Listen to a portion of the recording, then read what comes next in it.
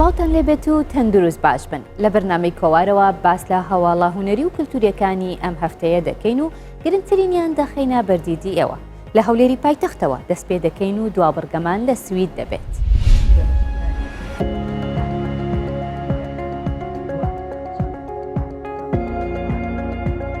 لە شاری هەولێر و لە ڕێوڕسمێکدا کتێبی عود لە دیرۆکی ڕۆژهەڵاتدا لە نووسینی نایف محەممەد شێخانی بڵاوکرایەوە.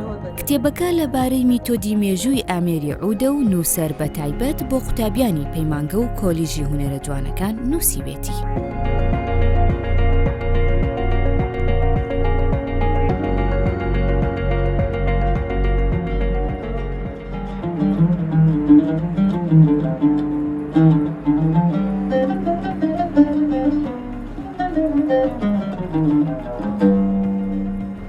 مێژووی میتۆد یعنی بەرنامە ڕێزی لە ڕووی زانستیەوە لە بۆ ئامێرێک چۆن بەرنامە ڕێزیان کردووە وڵاتانی عەرەبی بەداخەوە ئەمە لە کوردستان ئەوەی ئێستا مامۆستا ئامانز خەریکە کتێبێک لەسەر میتۆدێک لە بۆ فێربوونی زانستی لە پەیمانگا و کۆلیژەکان خەریکە بە زمانی کوردی لە دوا قۆناغەکانی کۆتاییتی مامۆستا ئامانز ئەمش ئەو لایەنە مێژوویەکە بەڕاستی مێژووی میتۆدەکانی فێربوون لە عالەمی عەرەبی لە وڵاتانی عەرەبی لە تورکیا بەڕاستی مێژوویەکی دوور و درێژی هەیە ئەوان لە 100 ساڵی ڕابردوو خەریکی ئەو ئامێرن دەیان قوتابخانەی ژەنین و هەتا ئێستا ئەمجەم پۆلێنم کردو بە چەند مەرحەلەیەک ویستم ئەم سەرچاوەیە ببتە سەرچاوەیەکی بەپێز بۆ ئەو مامۆستا و قوتابیانەی بە تایبەتی بۆ قوتابیان زیاتر کە زمانێکی تر نازانن زمانی کوردی بتان سوودێکی لێ ببین دیارە ئەوە پەیامی یەکەممان بوو بابەتەکە بابەتێکی مێژووی ناساندنی ئامێرەکە لە ڕۆژهەڵات بەگشتی جیهانی عەرەبی ئیسلامی بە تایبەتی.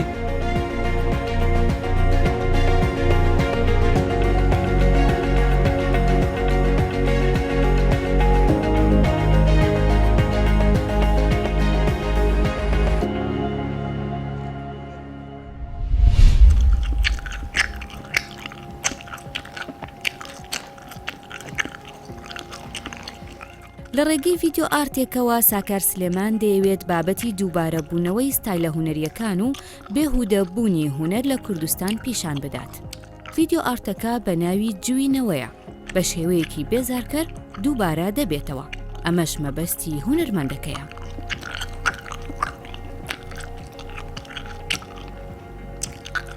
پرۆژەی هونەری جوینەوە 2020 بەهۆی کۆرۆناوە ڕامگرسە بوو بەڵام بیرۆکەکەی ئەگەڕێتەوە بۆ 2007 دوای ئەوەی کە لە بیناڵەی ڤینیسیا گەڕامەوە کوردستان.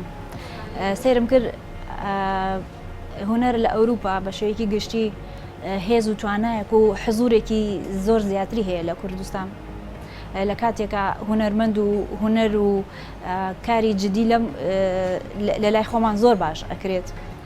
تێبینیم کرد ئەو پەیوەندی کە لە نێوان خەڵک و کارە هونەریەکانە لە کوردستانە هەیە زۆر لاوازە و نەبووتە بەشێک لە ئابووری کوردستان نەبووتە بەشێک لە ئابووری هونەرمەند هەر بەوەیە ئەزانم کە زۆربەی هونەرمەندان هیچ کاتێ بە کارە هونەریەکانی خۆیان ژیانی خۆیان بەڕێوە نەبردووە بەڵام لە ڕاستە لە ئەوروپا فیستیڤاڵی زۆر گەورە ئەکرێت بۆ لە ڕێی کاری هونەریەوە فیستیڤاڵی زۆر گەورە ئەکرێت و ئابووری زۆر پێی پێشکەوتووە.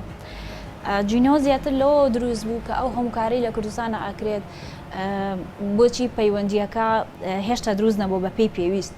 پرۆژەی جوینەوە بە تایبەت ئیشم لەسەر ئەوە کردووە کە چۆن هونەر لە چالاکیەوە بکەینە کەڵتور چۆن خەڵک و هونەر ئاشکەینەوە ئەو کاریگەریانە چین کە ئەبێ لە هونەرە هەبێ و بەرەو خەڵک بگە. ئینستڵۆشنەکە وەکو فۆڕم جیاوازە لە کارە ئینستڵۆشنەکانی پێشوم بە شێوەیەکی زۆر مومیل بە شێوەیەکی دووبارەیەکی زۆر دامناوە کە بە تەواوەتی ناوەڕۆکی بابەتەکە ئەپێکێ لە تکراربوونەوەی ئەو حەجمە بچووکانەی بنێژ لەسەر کانسنێکی بچووک.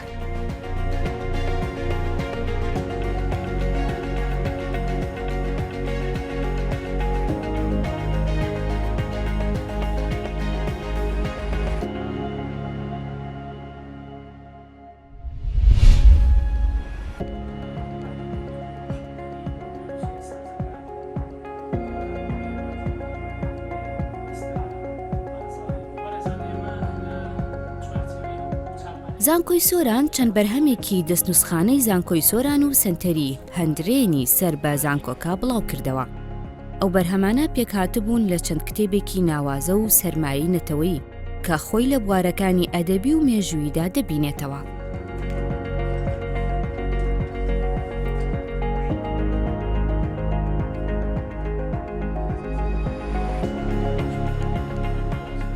زانکۆی سۆران لە چوارچێوەی کۆمەڵێک سنتەردا بە چاپی کتێب کۆمەڵێک چالاکی جۆرا و جۆر لەو چەند ساڵی ڕابردوودا خەریکی بووە.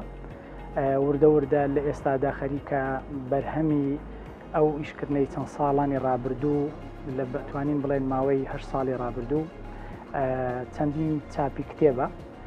هەڵبەتە هەر یەکێک لەو سنتەرانە کە چەندین چاپی کتێبی هەیە بە پێی ئامانج و پلان و بەرنامەی خۆی گزارش لەو سنتەرە دەکات چاپەکانی. بۆ نمونە ئێمە لە سنتەری هەندرێن نزیکەی 10 کتێبمان چاپ کردووە.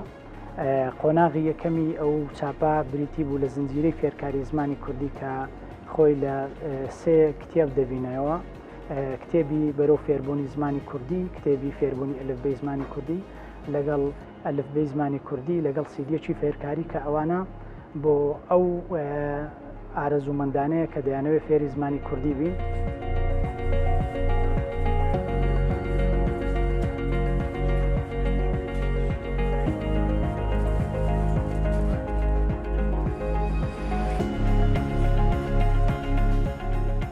زانکۆ پلانێکی بەرفراوانتری هەیە لە دەرەوەی چاپ. بۆ نمونە لە سنتەری هەندرێن یەکێک لەو کارانەی بریتی بوو لە چاپکردنی ساڵنامەیەکی کوردی 13 لاپەڕەیی کە دیواری بوو بۆ هەڵواسین بوو.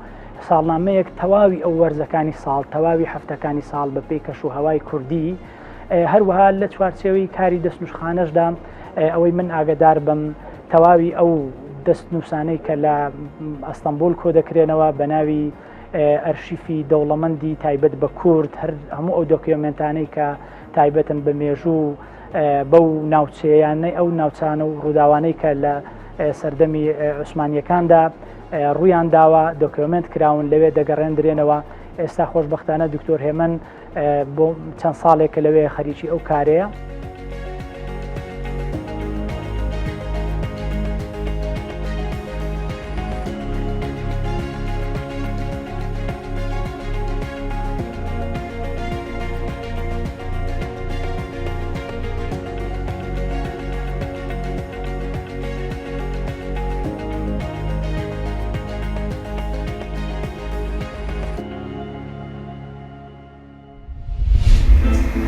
سینەماکار عادل عەبدولڕەحمان لە دهۆک و لەلایەن بەڕێوەبەرایەتی ڕۆشنبیری و هونەری شارەکە خەڵات کرا و لە ڕێوڕەسمێکدا ڕێزی لێگیرا.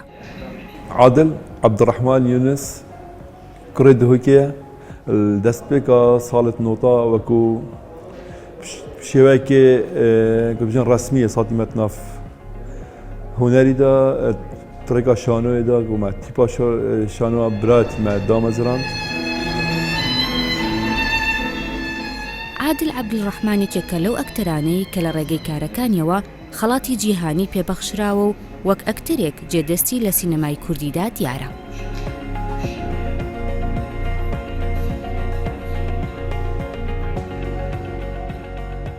فیلمێ پەڕینەوە لە غوبار دەربازبوون ji غوبارê sala 2005-2006 îdahînera şirketê min ew bû bû min xala guharîna min. Êdî ez misar bim, êdî berdamê bidime karê sînemaya filmê derbazbûn ji غوبارê. Heta 20 xelata bi dest xweyînan, şiva 20 xelata 4 xelatê başîn ekter min yê dibirîn ew bû li Meksîkê, Fîstevala Sinematografîk li Meksîkê, dîsa Fîstevala OIFF İtalya, dîsa Fîstevala Short Story Film ya Romanya و پریماوێ دەل بەرشەلۆنە ئەف 4 خەلاتە وەکو باشترین ئەکتەر مەبرن وان هەر 4 فیستیڤاڵە.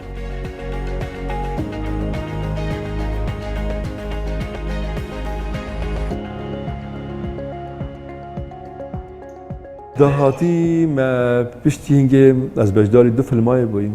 Filmê Egzam yê derîna şirketê min, dîsa filmê Bûkabaranê diyar Hesen Hesen û filmekê li ber nêzîkî Şaladê careka dîş Kurdistanê derket.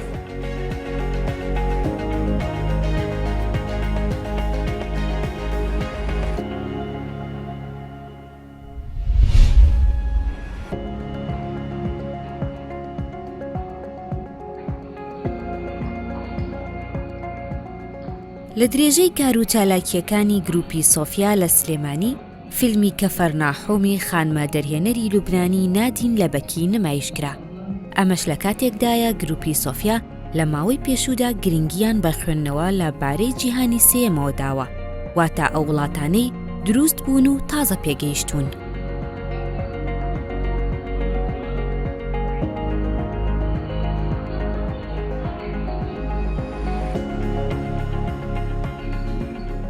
ئێستا بەردەوامیمان ناوە بە کار و چالاکیەکانمان چەند هەفتەیەکە کە لە کتێبخانەکانە دەستمان کردوێتەوە بە گفتوگۆ لەبارەی کتێبەکانەوە و بۆ ئەم هەفتەیە لەگەڵ هاوڕێیانمان پێمان باش بوو نمایشی فیلممان هەبێت لەبەرەوەی فیلمەکە لەبارەی جیهانی سێمەوەیە و ئێمەش ماوەیەکە کە لەبارەی جیهانی سێم و کێشە کۆمەڵاتیەکان و زیاتر ئەمان خوێندەوە. ماوەی فیلمەکە 2 کاتژمێر و چەند خولەکێکە دوابەدوای تەواوبوونی بازنێک دروست دەکەین بۆ گفتوگۆکردن لەسەر فیلمەکان لەگەڵ هاوڕێیانمانە.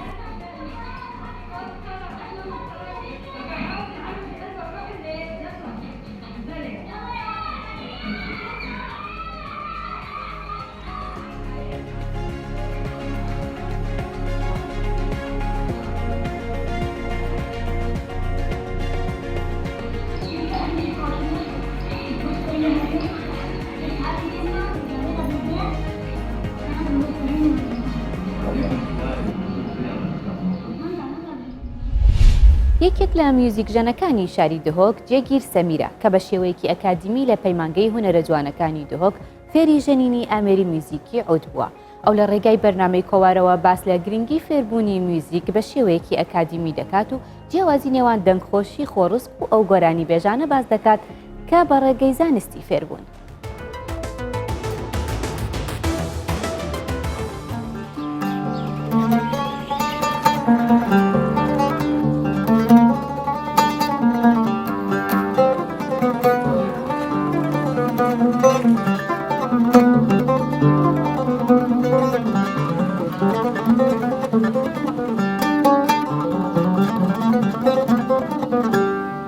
عمل پیمانگاه هنر جوان یا کفن و از درچوی پیمانگاه بوم 5 سال عمل پیمانگاه خواندیه هر 5 سال جی درچوی یکی بوم سال 5 جی درچوی یکی بوم سر پیمانگاه همی شان آزید بینم مگلک استفاده ل پیمانگاه دیتیا شلای زانستی و شلای اکادمی و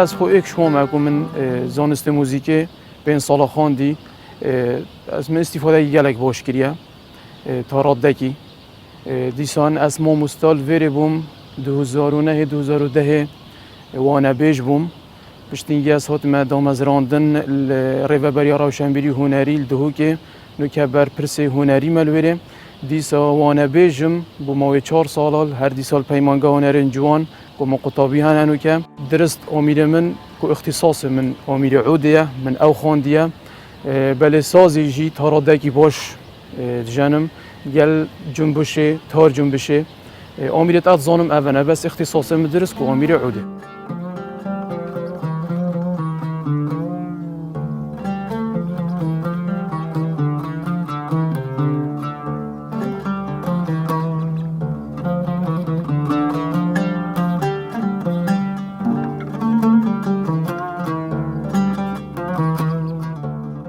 گلک استران بجید هی بله نه هنرمندم یعنی که تو بجی اما اوسترانو بجید که هنرمنده نه هنرمنده که کامله گلک موسیل دفعین اشلای موزیکه و اشلای دنگی بخوه بله ما هنرمند وقتی تو بجی هنرمند تفیام تا کامل بیت اش همی آلکی وش آلکی مثلا اشتونا دنگی و اش مقامات موسیقی و اش موزیکه و هنرمند میت هین چش نوتا موسیقی نزانید یا جی چش مقامات فرعی نزانید مثلا تنی هنده مقامات نزانید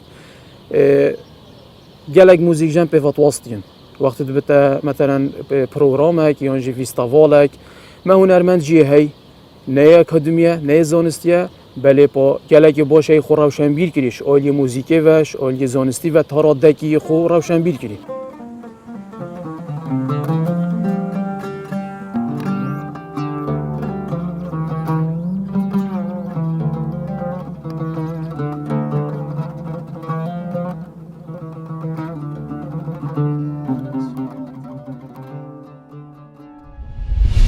زۆر جار منداڵ لەسەر ڕێزکەی باوباپیرانیان دەڕۆن لەم بڕگەیەدا نووسەرێک میوانی ئێمە دەبێت کە باوکی یەکێک بۆ لە شاعیر و ڕۆشنبیر و کەسایەتیە دیارەکانی ئەدەبیاتی کوردی ئارام کاکەی فەلاح ڕێگەی ئەدەبیاتی باوکی بەرنەداوە و هەر لە سەرەتای لاویەوە دەستی بە نووسین کردووە دواتر چووەتە ناو دنیای ڕۆمان و چیرۆک ئەو توانیوێتی شێوازی نووسین بۆ خۆی بە تایبەت بکات و بە شێوەیەکی جیاواز لە ڕێگەی چیرۆکەکانیەوە خزمەتی کورد و کتێبخانەی کوردی بکات.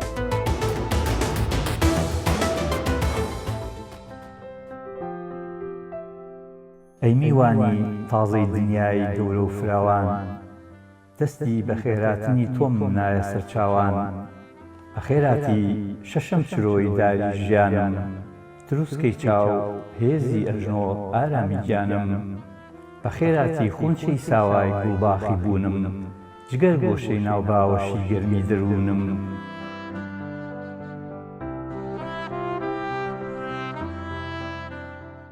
خاوەنی 12 کتێبم 8 کۆمەڵە چیرۆک 3 ڕۆمان هەروەها کتێبێکی تریش بە ناوی شەڕە سپێکان کۆکراوەی ئەو چاو پێکەوتن و دیدارانەیە کە لەگەڵ من کراوە کاتی خۆی وەزارەتی ڕۆشنبیری چاپی کردووە.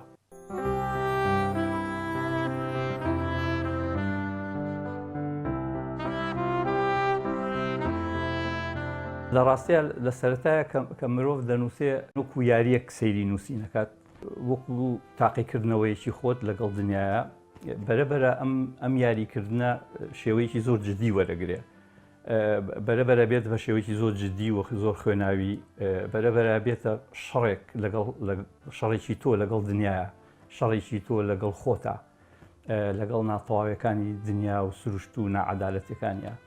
یەکەم کۆمەڵە چیرۆکم بە ناوی زێرابەوە لە سوید چاپ کرد لە ساڵی 1991 دوایی ڕۆمانێکم نووسی بە ناوی چاوەڕوانی لە ساڵی 1992 نیوەیم لە خارکۆڤ نووسی و نیوەیم لە سوید نووسی دوایی تر چەند کۆمەڵە چیرۆکێکم نووسی تاکو و ڕۆمانی سیزیف ئەو کوڕی دوودڵی هەیە ساڵی 2015 بەو پێی کە لە هەر یەکێ لەو کۆمەڵە چیرۆکانەیە یاریکی زۆر جیاوازم کردووە هەندێک لەو چیرۆکانە جۆرە چیرۆکێکن کە تەواو نەکراون کە خوێنەر لە کاتی خوێنەوە خۆی ئەتوانێت تەواویان بکە هەر لە باسی عەشق و لە باسی نامۆیی و لە باسی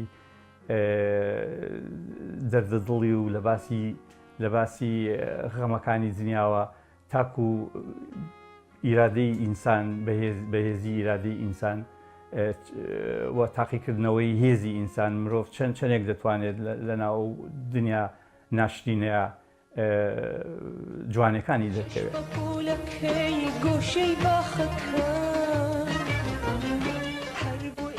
کە من لەدایک بووم باوکم گیرا بوو چەند مانگێک پێشەوە پێش بە پولەکەی نووسی کاکەی فەلاحی باوکم شاعیرێکە میلەتی کورد هەمووی ئەیناسێت باوکم چاپخانەیەکیە بوو چاپخانەی کاکەی فەلاح لە ماڵی ئێمەیە 5 برا و 2 خوشک بووین هیچ کاتێک جیاوازی من نەبوو لە بینی کچ و کوڕا هەر لە مناڵیەوە فێرکرا بووین هەم بۆ خۆشەویستی کتێب هەم بۆ سیرکردنی دنیا وەک جوانیەک ئێستا دوو کتێبم بەدەستەوە یەکێ لەوانە حەزم کرد هەموو هەر کۆمەڵە چیرۆکەم لە یەک بەرگالەیەک کتێبە کۆبکەمەوە من خۆم زۆری کتێبەکانم نییە تەنها 2-3 دانە نەبێ لام نەماوە ئەمەوێ هەمووی وەکو یەک بەرگ بڵاوکەمەوە.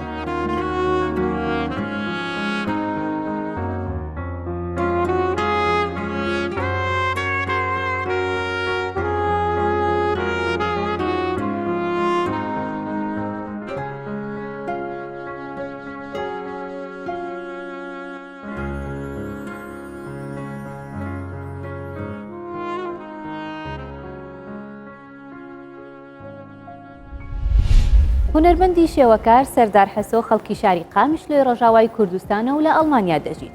لە چەند ساڵی ڕابردوودا چەندین پێشەنگەی شێوەکاری لە شارەکانی ئەڵمانیا کردوتەوە. تابلۆ کارە هونەریەکانی ئەو شێوەکارە ئێش و ئازاری خۆی و میلەتەکەی پیشان دەدات. وەک خۆی دەڵێت کارەکانی پەیامی واتای کوردبوونیان هەڵگرتووە و دەیەوێت لە ڕێگەی هونەرەوە بیگەێنێت.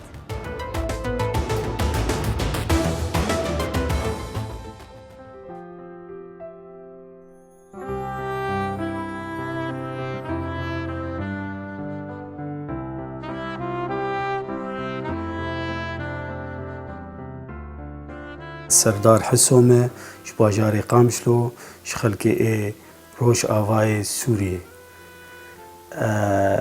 Bu rastî karê me huner e, ez hunerê karê hunerê dikim, ez resima çê dikim, ez wê çûkaniya xwe û xweşbûna wê çûkaniya xwe ame dît li bajarê Qamişlo niha em dikin resim û em ser tabloya resim dikim. Ez demakê baş li Heleb mam karê ê dirûtinê min Heleb kir. 28 sala ez karim bêjim demek pir mezin bû, pir zor bû, lê me tiştek baş me pêd anî û niha ez li bajarê Almanya me.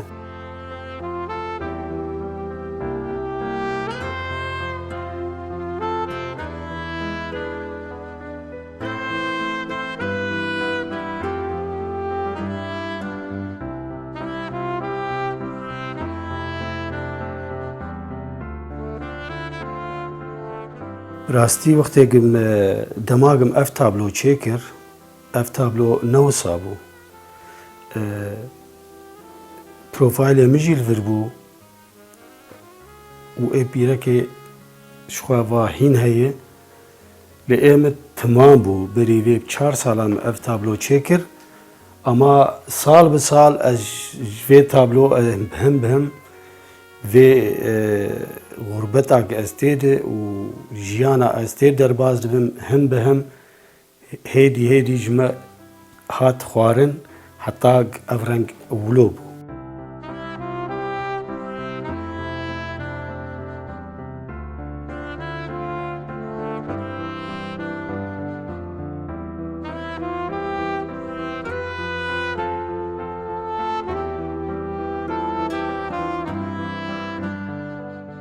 Rastî ev tablo min navê kirî Kurdo ji ber got ne cî û ne war jê re tune ye.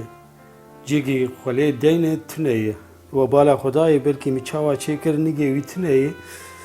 Em hêvîne cîk ji mer jî hebe em nikî xwe tê deynin em zanibin va em jî warkî me heye, dewletek me heye, bajarkî me heye em lê bin û em jî wek vê xelkê gişî bin çi kesê bi dewlet.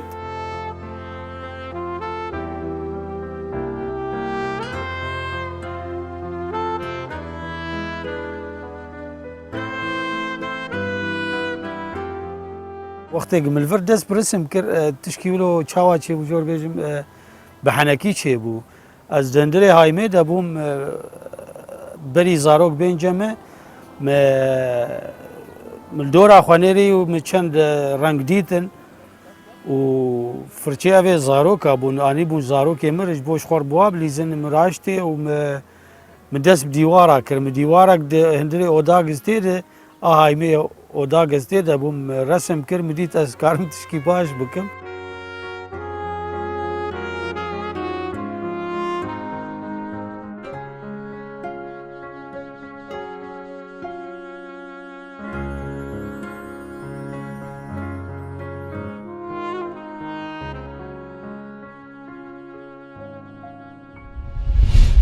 ئۆباما دەڵێت ئەو هەنگاوانەی لە ماوەی دەست بەکاربوونم وەک سەرۆک کۆمار ئەنجامم داون لە ڕێگەی خوێندنەوەی ڕۆمانەکانەوە فێریان بووم. وەرگە و بابەتەکانی ئەم ئەڵقەی کۆوارمان پێشکەشکردن. هەر بمێنن با خێر و خۆشی.